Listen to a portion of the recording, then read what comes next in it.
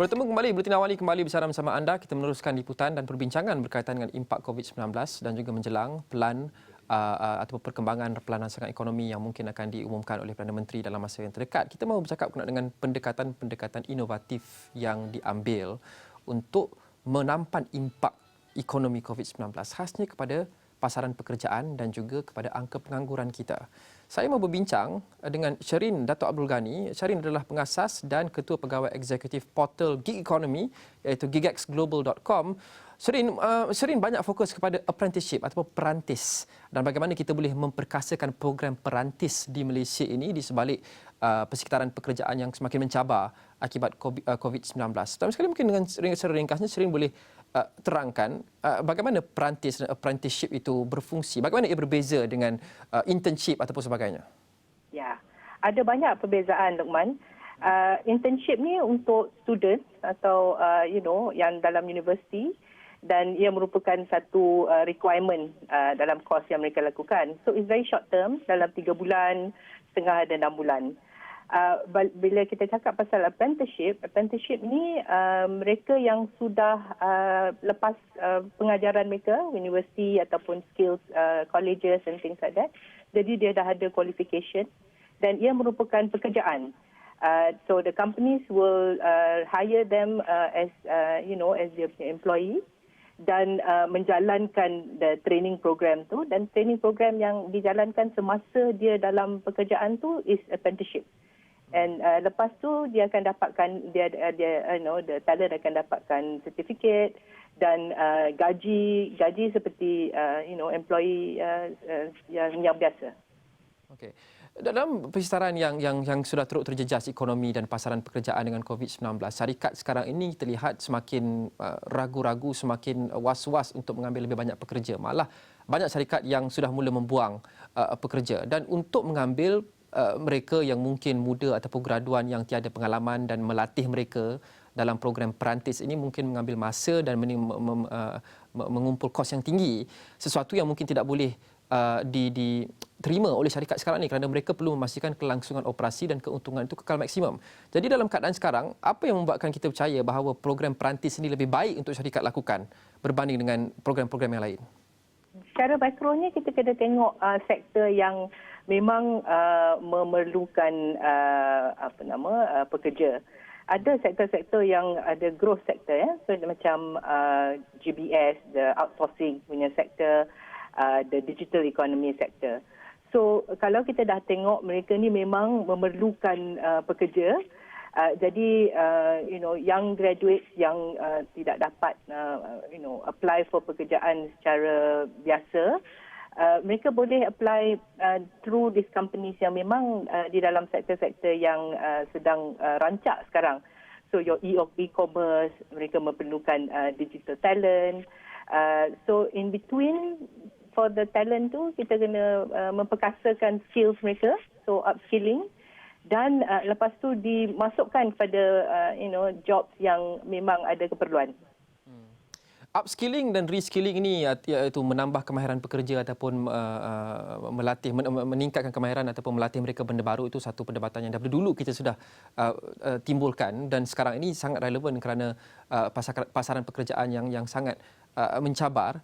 Tapi kita lihat bergerak ke hadapan, dari segi kerangka graduan dan pelajar-pelajar yang baru graduate dan mahu mencari kerja, kenapa perlu program perantis? Adakah ini memberi bayangan bahawa apa yang mereka belajar di universiti itu tidak relevan dengan pasaran pekerjaan? Ada skill and demand mismatch di antara universiti, apa yang universiti hasilkan dan apa yang syarikat mahukan?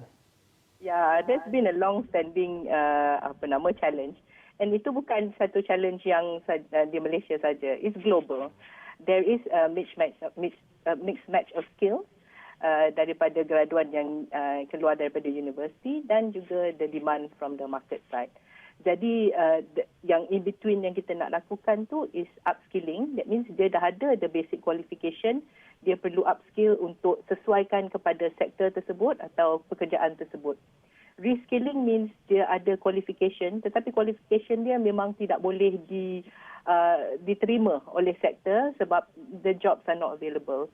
Jadi dia kena reskill. So dia ada memang perbezaan between upskilling dan reskilling.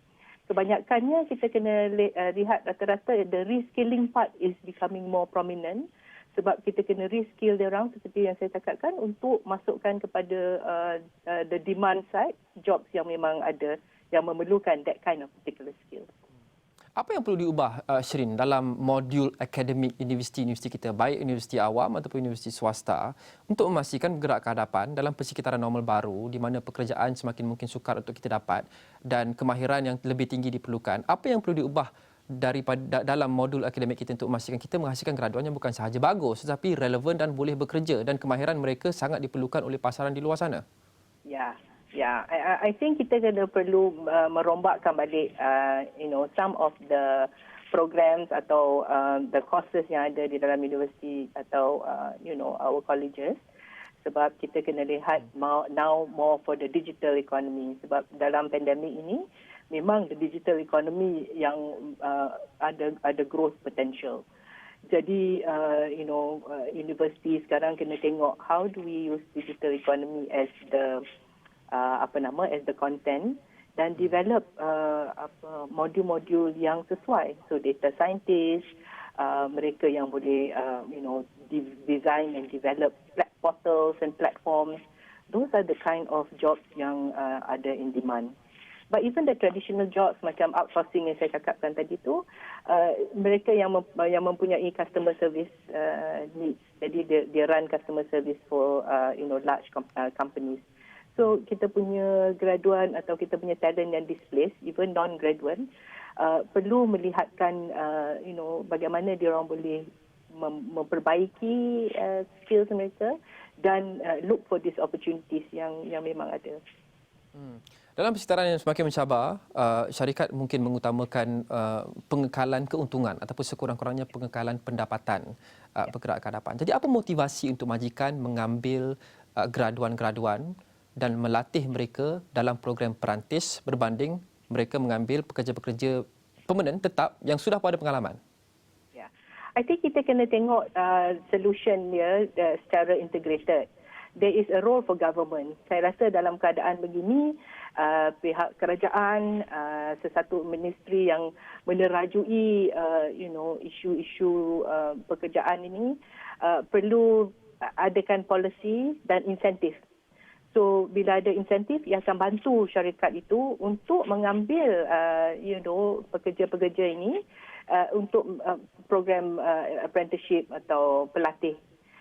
Kalau tak ada insentif, it's going to be difficult sebab companies like you said, dia punya cash flow, ada issue, the business has not been growing. Jadi kita kena tengok integrated approach, all stakeholders, government, private sector, SMEs, mereka yang menjalankan policy dan mereka yang akan absorb this talent into their workforce. Pada masa ini saya tengok tak ada lagi effort yang sebegitu.